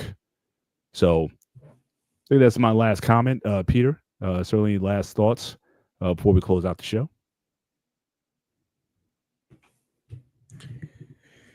It could be the stupidest comment or the stupidest actions, whatever, but you have one set of parents. Make up with them. Because when they're gone, you wish you had the time back. I'll leave it there. There you go. Well, again, certainly as you leave the show tonight, make sure you hit the like button here and go over to Sparta HQ Network. Certainly, he would appreciate the support over there as well. Hit the like button. And again, any cash apps that you want to give either to the Black Man Unfiltered Network or our individual cash apps, see them scrolling at the bottom of the screen. Again, we appreciate the support of our great area audience. Certainly, you guys enjoy your week. And if you haven't subbed to my channel yet, the Parsons Sparta HQ Network, please do, because we're so close to getting monetized.